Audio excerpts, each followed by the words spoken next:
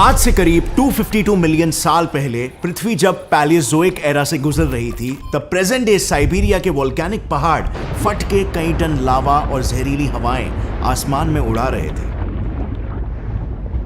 मंजर मानो कुछ ऐसा था जहां पर एक और जमीन पर राज करने वाले शाकाहारी लिस्ट्रोसॉर्स एक एक सांस के लिए लड़ रहे थे, वहीं पर दूसरी ओर समुद्र को अपनी जागीर मानने वाले क्लॉडियोसॉर्स जैसे जीव पानी की एक एक बूंद निगलने से पहले हजारों बाहर सोच रहे थे। इन टेरेस्ट्रियल और एक्वेटिक जीव दोनों को यह पता चल गया था कि उनका अंत अब नजदीक आ चुका है, और वही हुआ है जिसका डर सभी को था। द ग्रेट डाइंग नाम के एक मैस एक्सटिंक्शन इवेंट में पृथ्वी के एटलीस्ट 90% जीव विलुप्त हो गए। लेकिन प्रकृति का नियम है ये कि जहां पर एक प्रजाति का विनाश होता है, वहीं पर दूसरी तरफ दूसरी प्रजातियों का जन्म होता है, और इसी दौरान भी इनके विलुप्त होने से कुछ नए तरह के जीवों को पनपने का मौका मिल गया।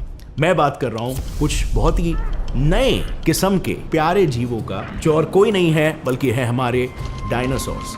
दरअसल कुछ एस्टिमेट्स के अनुसार जब द ग्रेट डाइंग हुआ, तब पृथ्वी को उस हालात से बाहर निकालने में करीबन 10 मिलियन साल लग गए। यानी जितना समय हम इंसानों को बंदरों से विकसित होने में लगा, उससे भी 4 मिलियन साल ज्यादा। और इसकी वजह यह है कि इस एक्सटिंक्शन इवेंट के वक्त निकले ग्रीन हाउस गैसेस की वजह से पृथ्वी का तापमान इतना बढ़ गया था कि कहा जाता है कि पृथ्वी पर पहला जीव जब से पनपा था, तब से लेकर अब तक का ये सबसे गर्म दौर था। और इसी वजह से लेक्स, बैकवाटर्स और मार्शी एरियाज में उगने वाले फर्न्स एक्सटिंक्ट होने लग गए थे, और टेम्परेचर्स तेजी से बढ़ने की वजह से क्लाइमेट भी हॉट एंड ड्राई हो गया था। ऐसे क्लाइमेट से बचने के लिए लंबे ट्रीज और प्लांट्स अपने आप को गर्म और ड्राई एनवायरनमेंट में सरवाइव कराने के लिए ऐसे कोन शेप के ऊंचे कॉनिफर्स में इवॉल्व होने लगे, सो दैट उनका वाटर लॉस मिनिमम हो सके। और प्लांट्स के इस एवोल्यूशन की वजह से पर्याप्त समय के बाद पृथ्वी पर फिर एक बार किसी पैराडाइज की तरह जिंदगी फल फूलने लगी। इसके बाद सबसे पहले इस पैराडाइज में रेंगना शुरू किया हम मैमल्स के छोटे शाकाहारी चूहे जैसे दिखने वाले पूर्वज साइनैप्सिड्स पेलिकोसॉर्स ने, और डायनासोर्स के मांसाहारी पूर्वज डायप्सिड्स आर्कोसॉर्स, और फिर पैंजिया के नदी नालों में पनपने लगे मेंढकों के पूर्वज लिसैम्फिबियंस, जो मोस्टली मीठे पानी में तैरते नजर आते। और ऐसा इसीलिए क्योंकि खारे पानी से भरे समुद्रों में तब टेम्नोस्पॉन्डिल्स का राज हुआ करता था। अब अगर देखा जाए तो उनका अपीयरेंस तो मगरमच्छों वाला ही था, पर साथ ही इनका स्वभाव भी मगरमच्छों वाला ही था, यानी कि जो भी जीव दिखे बस उसे चबा जाओ। और ऐसे में डायप्सिड्स और साइनैप्सिड्स के लिए सिर्फ एक ही बेस्ट रास्ता था कि जमीन पर बने रहो और वहीं पर एक दूसरे को डोमिनेट करने की कोशिश करो। अब इसमें भले ही डायप्सिड्स मांसाहारी हो और साइनैप्सिड्स उनका खाना हो, लेकिन फिर भी उस वक्त पैंजिया पर राज हुआ करता था साइनैप्सिड्स का, क्योंकि डायप्सिड्स के मुकाबले उनका साइज काफी बड़ा था। पर अफसोस साइनैप्सिड्स का राज यहां पर ज्यादा देर तक नहीं चला, क्योंकि पृथ्वी के हर वक्त बदलते तापमान को पेलिकोसॉर्स सह नहीं पाए और धीरे धीरे एक्सटिंक्ट हो गए। लेकिन एम्फीबियस आर्कोसॉर्स, उन्होंने इस बदलते तापमान में अपने आप को ढालने के लिए एक नई एवोल्यूशनरी टैक्टिक अपनाई, थर्मोरेगुलेशन। इसमें हुआ यह कि उनकी स्किन स्पेसिफिकली रीडिजाइन हुई ताकि वो अपने सराउंडिंग टेम्परेचर के हिसाब से हीट को एब्जॉर्ब और एमिट कर सके, और इसकी वजह से वो अपनी बॉडी के हीट को रेगुलेट करके हॉट टेम्परेचर्स में भी सरवाइव करने लगे।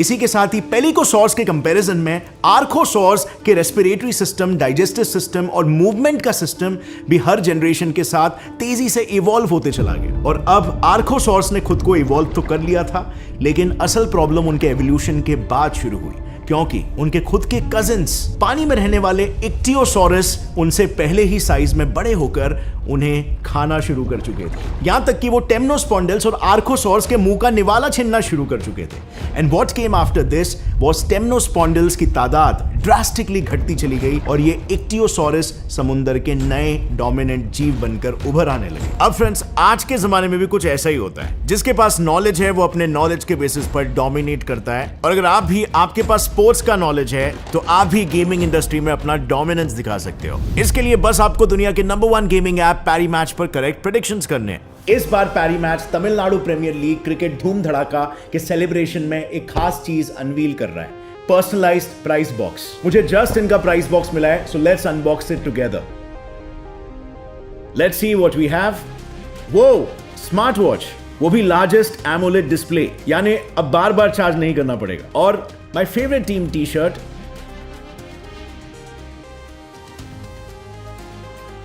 custom AI generated poster. This is cool.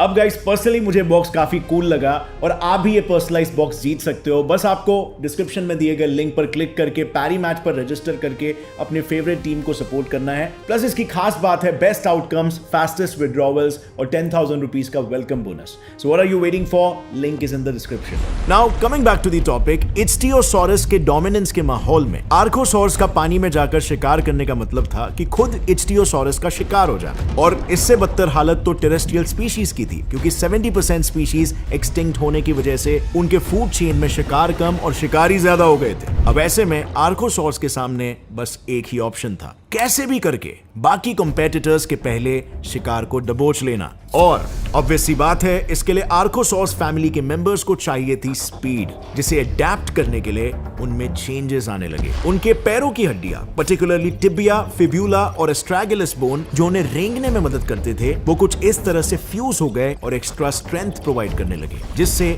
अब ये ऐसे चलने लगे। इनफैक्ट इनकी गर्दन भी फ्लेक्सिबल हो गई और एस शेप की तरह दिखाई देने लगी, जिससे ये अपने शिकार को बिना शरीर को मोड़े देख सकते थे और अपनी गर्दन का इस्तेमाल करके अपनी सेंटर ऑफ ग्रेविटी को भी मेंटेन कर सकते थे। और जब कंडीशंस नॉर्मल हुए, इनके फुर्ती से शिकार करने की वजह से शिकार फिर एक बार कम होने लग गए। इतने कम कि इनमें से कुछ आर्कोसॉर्स को घास फूस चबाना पड़ गया और वो धीरे धीरे ओमनीवोर्स में कन्वर्ट होने लगे। अब ये ओमनीवोर आर्कोसॉर्स अपने ही पूर्वज से इतने अलग हो गए कि साइंटिस्टों को फिर बाद में इन्हें दो कैटेगरीज में बांटना पड़ गया। डायनासोर्स के पूर्वज ऑर्निथोडेरा और क्रोकोडाइल्स के पूर्वज क्रोकोडाइलोमॉर्फा। इस सब एवोल्यूशन के दौरान पृथ्वी धीरे धीरे शांत हो रही थी। वोल्केनिक एक्टिविटीज कम होने के कारण कार्बन डाइऑक्साइड के लेवल्स भी कम हो रहे थे और पैंजिया धीरे धीरे करके मॉडर्न कॉन्टिनेंट्स का शेप लेने लग गई थी। जहां प्लांट्स अपनी हाइट और कॉनिफेरस जंगल के एक्सपेंस को बढ़ाने में लगे थे, वहीं मरीन लाइफ अपनी क्वांटिटी और डाइवर्सिटी बढ़ाने में लग गई। सीजन्स फिर से अपनी करेक्ट शेप ले रहे थे, बारिश हर साल 9 महीनों के लिए होने लगी थी और इसीलिए वेजिटेशन और लाइफ दोनों ही तेजी से पनपने लगे। अब इस फलते फूलते न्यूट्रिशियस वेजिटेशन से कुछ ओमनीवोर्स ऑर्निथोडेरा इतने डिपेंडेंट हो गए कि वो पूरी तरीके से हर्बीवोर्स ही बन गए। इससे हुआ ये कि फर्न और लीव्स को चबाने के लिए सबसे पहले तो इनके दांत फ्लैट हो गए, जिससे कि वो घास को अच्छे से चबा सके। फर्न और लीव्स पचाने में काफी समय लगता है और इसीलिए उनके स्टमक और इंटेस्टिन्स बड़े हो गए और स्टमक को सपोर्ट करने के लिए उनका ये प्यूबिक बोन इस तरह से अरेंज हो गया, जो दिखने में आज के बर्ड के प्यूबिक बोन की तरह दिखता है। वहीं दूसरी तरफ लिजर्ड जैसे हिप वाले ओमनीवोर घास फूस के साथ साथ शिकार पर भी निर्भर थे और इसीलिए इनके बोन्स अब फास्ट मोबिलिटी के लिए कुछ इस तरह से अडेप्ट हो रहे थे। ये दोनों ही फैमिलीज अब फुल फ्लेज्ड डायनासोर्स बन चुके थे, लेकिन इनके स्ट्रक्चर्स और जेनेटिक्स में इतने चेंजेस आए कि साइंटिस्टों को अगेन ऑर्निथोडेरा फैमिली को दो ग्रुप्स में डिवाइड करना पड़ गया। पहला हर्बीवोर बर्ड्स जैसे हिप वाले ऑर्निथोशियंस और दूसरा ओमनीवोर लिजर्ड जैसे हिप वाले सॉरिशियंस। अब इनिशियली सॉरिशियंस ज्यादा थे, पर लेट ट्रायासिक आते आते ऑर्निथोशियंस की तादाद बढ़ने लगी, क्योंकि उनका खाना प्लांट और ट्रीज तेजी से बढ़ रहा था, जिसका कारण था अर्थ का स्टेबल होना। पर सॉरिशियंस की diet which were animals as compared to ornithischians उस वक्त इजीली अवेलेबल नहीं थे। इससे अगेन एनवायरनमेंट में एक नेचुरल सिलेक्शन प्रेशर क्रिएट हुआ, जिसने सॉरिशियंस की कई स्पीशीज को टोटली हर्बीवोर बनने पर मजबूर कर दिया। और लेट ट्रायासिक के खत्म होते होते आज से अराउंड कुछ 200 मिलियन साल पहले ज्यादातर सॉरिशियंस अगेन दो हिस्सों में बढ़ गए। हर्बीवोर सॉरिशियंस जो थे सॉरोपॉड्स और कार्निवोर सॉरिशियंस जो थे थेरोपॉड्स। अब ये टीरेक्स और वेलोसिराप्टर्स जैसे थेरोपॉड्स कंपटीशन कम होने की वजह से सॉरोपॉड्स और ऑर्निथोशियंस का ही शिकार करने लग गए। लेकिन देखो, एवोल्यूशन सिर्फ यहीं तक ही सीमित नहीं होने वाली थी। प्रकृति जीवों की काबिलियतों को और तराशना चाहती थी to increase the chances of survival. और आज से करीब 230 मिलियन साल पहले इन टेरेस्ट्रियल डायनासोर्स में से कुछ एक दफा इवॉल्व हुए। वो बिना भागे ही अपने शिकार हाथ लगने की प्रोबेबिलिटी को बढ़ाना चाहते थे और इसीलिए यहीं से पैदा हुए पृथ्वी के पहले उड़ने वाले जीव टेरोसॉर्स।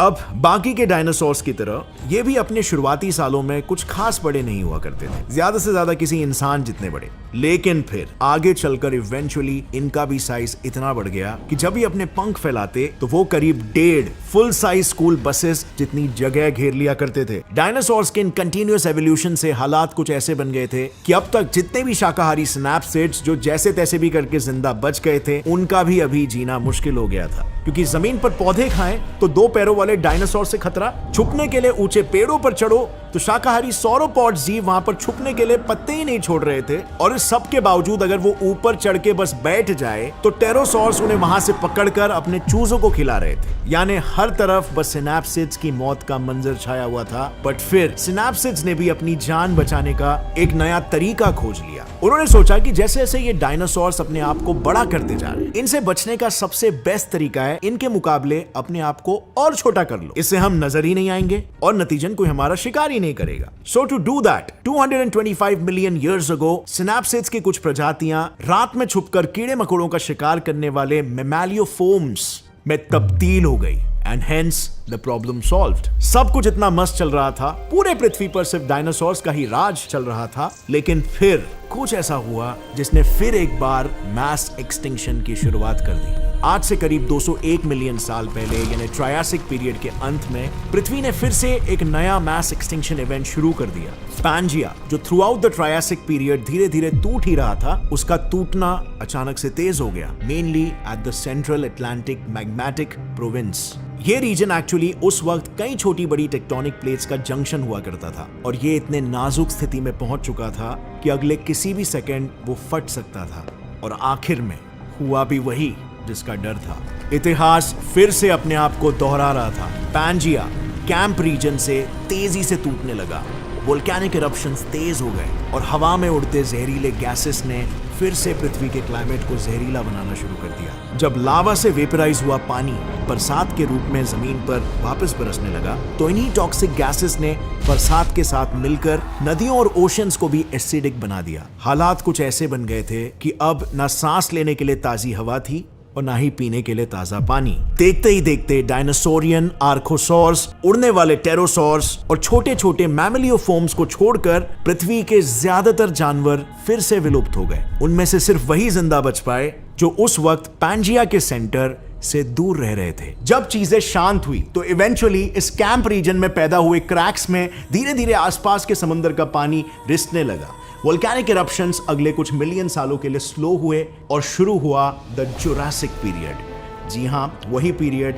जो ज्यादा वेल नोन है। बड़े बड़े डायनासोर्स जैसे स्टेगोसॉरस और ब्राचियोसॉरस जब पहली बार टहलते हुए दिखाई दिए थे। But more on that in the next video titled dinosaur the rain. Basically उस वक्त उनके पास कुछ ऐसी एबिलिटीज थी कि वो अपने पूंछ को साउंड की स्पीड से भी तेज घुमाकर किसी की रीढ़ की हड्डी तोड़ सकते थे। So stay tune for the next video. अगर आपको ये वीडियो पसंद आई तो एक लाइक जरूर ठोकना। Gets and fly science channel को सब्सक्राइब कर लो और बेल नोटिफिकेशन दबाओ ताकि आगे आने वाली हमारी कोई भी वीडियो की अपडेट आप मिस ना करो, specially this series. And as always, stay curious, keep learning and keep growing. जय हिंद।